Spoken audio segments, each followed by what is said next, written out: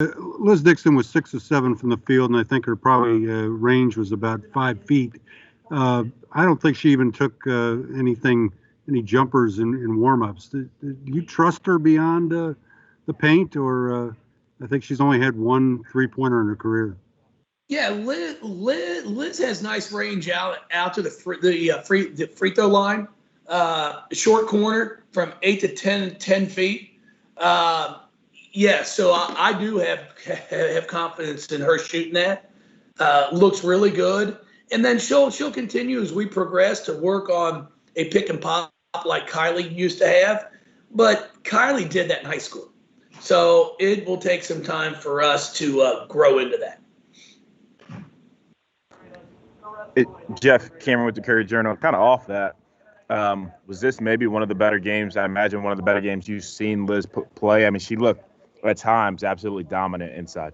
Yeah, I thought she was fantastic. She moved well. She pursued offensive rebounds. Had 5 O boards for us of our 11. She finished. She got to the free throw line. So yes, really, really happy. Just got to continue to work on her defensive presence of helping up and things like that. But yes, really pleased with the growth that she has shown. Going off that, okay, why does a game like that do for her confidence, you think, going forward, knowing the games that are coming up?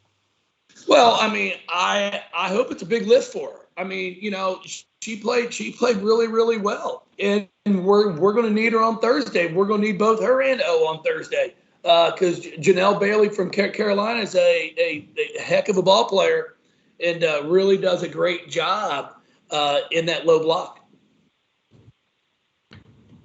Back to Liz for a second. She started all 30 games at Georgia Tech, and she's, I think, only started 5 for you. How has she handled that role, and have you had to reassure that maybe her chance will come? Well, you know what, Tim, I'm pretty fortunate that these young women understand that, hey, we have bigger goals than to just start. And I tell them all the time, I'm like, I can only start 5. So that's just kind of a rule. They won't let you start 6 or 7. So it doesn't matter. You're all getting the opportunity to play. And Liz has really embraced it because Liz has done a great job of watching the first 5-6 minutes of a ball game, seeing how they're defending, seeing what they're doing in the post. And then when she goes in there, she has an idea of, hey, this is what I need to try to do. All of them. I mean, it's really a good group of young women. We just have to figure out a way to grind this thing out on Thursday, and then we're going to get a day to rest. And I really think it's going to be good for us. Yeah, Jeff and on the other Georgia Tech transfer, Elizabeth Balogun seemed to find her shot a little bit now. Just when she is able to shoot the way, maybe not even till the clip, she was 4 or 5 today, but even if she's 3 or 5, how much does that help you guys offensively?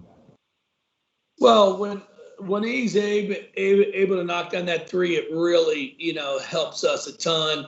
It helps spread the floor, allows us to really get others involved. We can pass and cut, and then she's passing it well. She's doing a great job of getting into the paint on 2 feet, coming to a jump stop, and finding her teammates.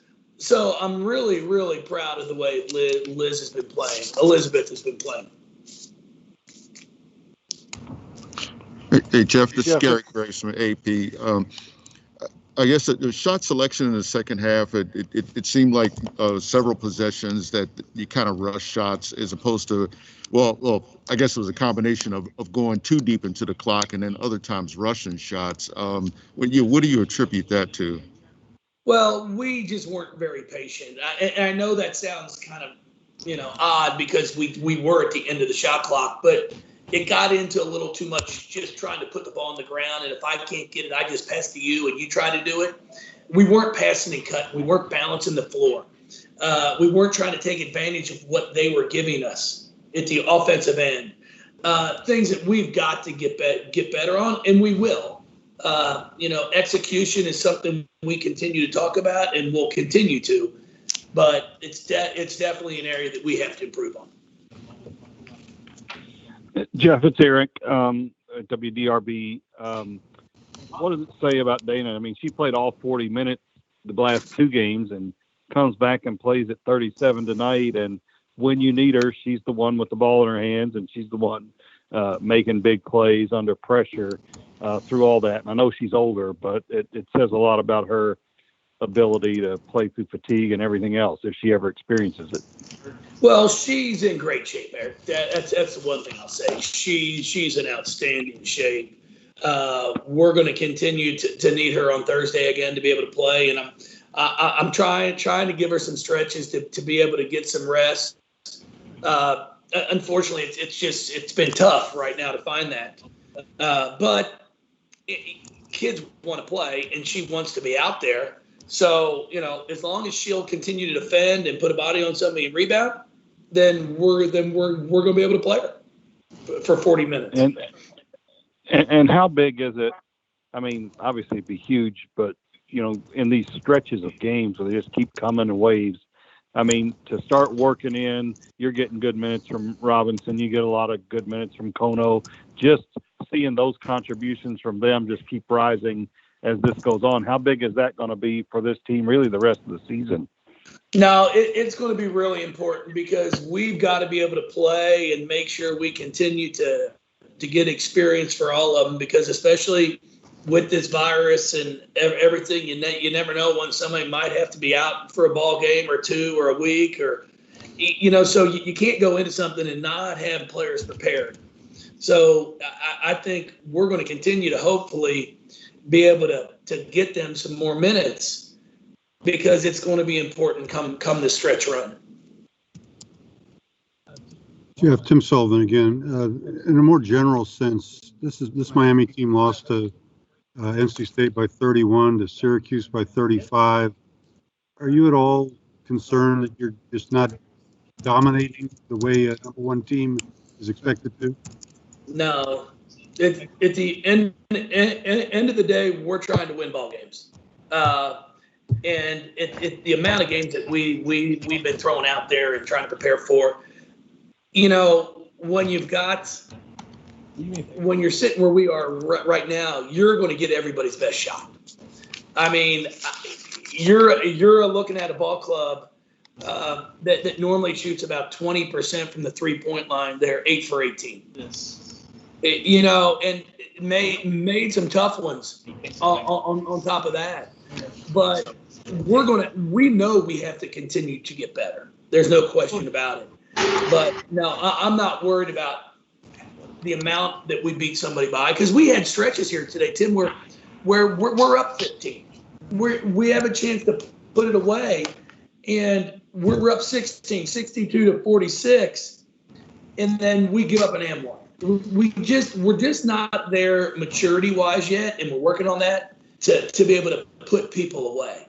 And when you look at our roster, you've got Dana Evans is the only one who has played significant minutes in an NCAA tournament games. I mean, Koss played some her freshman year, but Elizabeth Balagoon and Liz Dixon, the year they were going to get a chance to was last year, and it's canceled.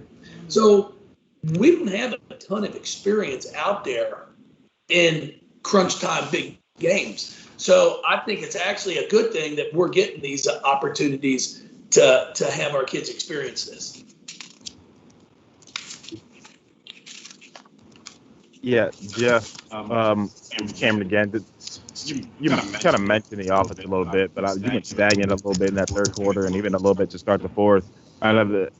Do you attribute to that just a lack of ball movement, lack of people moving off the ball?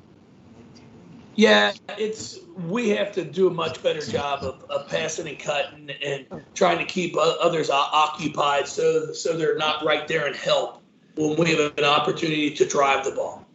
And then we've got to do a better job of delivering it to the post when they're open.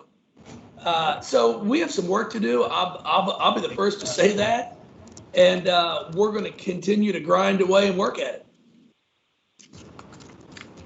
Anything else for Coach? All right. Thank you, Coach. I appreciate Thank you. y'all. Thanks so much.